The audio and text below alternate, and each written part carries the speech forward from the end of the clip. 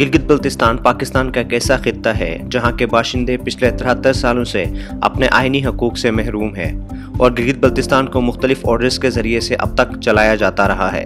1947 میں ڈوگرا رائج سے آزادی حاصل کرنے کے بعد 1 نومبر 1947 کو گلگت اسٹیٹ کا قیام عمل میں لایا گیا اور راجہ شاہ رئیس خان کی قیادت میں گلگت بلتستان گورنمنٹ 16 دن تک حکومت چلاتی رہی۔ حالات کو مد نظر رکھتے ہوئے اس وقت کے نمائندوں نے پاکستان سے الحاق کرنے کا فیصلہ کیا اور ایک ٹیلی گرام پاکستان بھیج دیا۔ 16 نومبر 1947 کو گورنمنٹ آف پاکستان کا سیاسی نمائندہ خان محمد گلگت پہنچ گیا اور علاقے کا کنٹرول سنبھال لیا۔ وقت کے ساتھ ساتھ دوسرے علاقے بھی گلگت بلتستان کے قبضے میں آتے گئے اور مئی 1948 تک دراس اور کارگل سیکٹر پر بھی گلگت سکاؤٹس نے اپنا قبضہ جما لیا، جو کہ بعد میں انڈیا واپس حاصل کرنے میں کامیاب رہا۔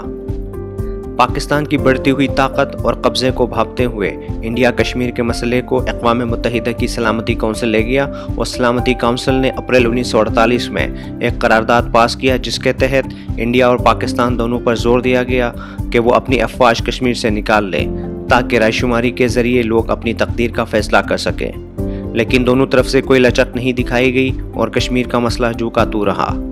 گلگت بلتستان کا مسئلہ بھی کشمیر کے ساتھ کھٹائی میں پڑ گیا اور ایک بدنام زمانہ معاہدہ کراچی کے تحت 1949 میں گلگت بلتستان کے انتظامی معاملات کو گورنمنٹ آف پاکستان کے حوالے کر دیا گیا۔ یہاں اس بات کا ذکر کرنا ضروری ہے کہ یہ اپنی نوعیت کا ایک عجیب معاہدہ تھا جس میں گلگت بلتستان کی طرف سے کوئی نمائندہ شامل نہیں تھا اور ان کی تقدیر کا فیصلہ کیا گیا۔ اس لیے ہر سال 28 اپریل کو گلگت بلتستان کے لوگ بلیک ڈے کے طور پر یاد کرتے ہیں۔ 1970 میں گلگت ایجنسی اور بلتستان کو ضم کر کے ناردرن ایریاز کا نام رکھ دیا گیا، لیکن اس سے پہلے 1969 میں ناردرن ایریاز ایڈوائزری کونسل کا قیام عمل میں لایا گیا تھا اور بعد میں اس کا نام 1974 میں ناردرن ایریا کونسل رکھ دیا گیا۔ فرنٹیئر کرائمز ریگولیشن نام کے ایک کالے قانون کے تحت گلگت بلتستان کے انتظامی و عدالتی معاملات کو 1970 تک چلانے کے بعد ذوالفقار علی بھٹو نے اس قانون کا خاتمہ کیا۔ فرنٹیئر کرائمز ریگولیشن قانون کے تحت گلگت بلتستان کے باسیوں کو ان کے بنیادی حقوق سے محروم رکھا جاتا تھا، جن میں اپیل، دلیل اور وکیل شامل تھے۔ کچھ سالوں بعد 1994 میں لیگل فریم ورک آرڈر کے نام سے ایک آرڈیننس کا قیام عمل میں لایا گیا جس کا مقصد علاقے سے محرومیوں کا خاتمہ کرنا تھا، لیکن 1994 کا لیگل فریم ورک آرڈر بھی وہاں کے باشندوں کو ان کے بنیادی حقوق فراہم کرنے میں ناکام نظر آیا، تو 28 مئی 1999 کو سپریم کورٹ آف پاکستان کی طرف سے ایک آرڈر جاری کیا گیا جس کے تحت گلگت بلتستان کے باشندوں کو ان کے بنیادی حقوق کو یقینی بنانا تھا، لیکن سپریم کورٹ کا یہ آرڈر بھی اختیارات کی نچلی سطح تک منتقلی کرنے میں بے سود ثابت ہوا۔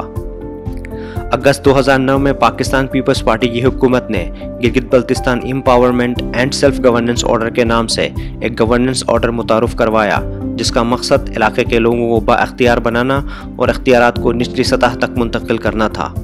اس آرڈر کے تحت گلگت بلتستان اسمبلی اور گلگت بلتستان کونسل کا قیام عمل میں لایا گیا، لیکن زیادہ تر اختیارات ابھی بھی وزیر اعظم پاکستان کو حاصل تھے۔ علاقے کی محرومیاں ختم ہونے کا نام ہی نہیں لے رہی تھی کہ اسی دوران چائنا اور پاکستان کے درمیان 2013 میں چائنا پاکستان اکنامک کوریڈور کا ایگریمنٹ عمل میں آیا۔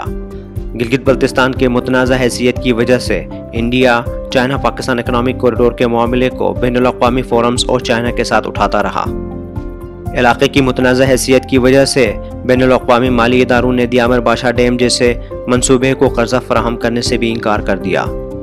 ان سب حالات کو مد نظر رکھتے ہوئے 2015 میں اس وقت کے وزیر اعظم میاں محمد نواز شریف نے ایک کمیٹی سرتاج عزیز کی سربراہی میں تشکیل دی جس کا مقصد گلگت بلتستان کی آئینی حیثیت کے بارے میں ایک رپورٹ تیار کر کے سفارشات پیش کرنا تھا۔ سرتاج عزیز کمیٹی کی سفارشات کے بعد جون 2018 کو گلگت بلتستان آرڈر 2018 کا اجرا ہوا جس کے تحت گلگت بلتستان کونسل کو ختم کر کے اس کے اختیارات گلگت بلتستان اسمبلی کو منتقل کر دیے گئے۔ کمیٹی نے اپنی سفارشات میں گلگت بلتستان کو قانونی نہیں بلکہ حقیقی بنیادوں پر پاکستان کا 5واں صوبہ بنانے کی سفارش کر دی تاکہ اس سے کشمیر کوز کو کوئی نقصان نہ پہنچے۔ گلگت بلتستان کے باشندوں کو مزید با اختیار بنانے کے لیے قانون سازی کے معاملات گلگت بلتستان اسمبلی کو منتقل کرنے کی سفارش بھی اس رپورٹ کا حصہ تھی۔ یہاں یہ نقطہ اہم ہے کہ وزیر اعظم پاکستان کو 68 سبجیکٹس پہ قانون سازی کا اختیار حاصل ہے۔ وزیر اعظم پاکستان گلگت بلتستان اسمبلی کے بنائے گئے کسی بھی قانون کو مسترد کرنے کا اختیار بھی رکھتا ہے، جس سے گلگت بلتستان اسمبلی کے خود مختار ہونے پہ ایک سوالیہ نشان کھڑا ہوتا ہے۔ گلگت بلتستان اسمبلی اور ان کے باشندوں کو کس حد تک با اختیار بنایا جائے گا، یہ تو آنے والا وقت ہی بتائے گا۔ فی الحال گلگت بلتستان آرڈر 2018 نافذ العمل ہے، جس کے تحت وزیر اعظم پاکستان بطور چیف ایگزیکٹو کل اختیارات کے مالک ہیں۔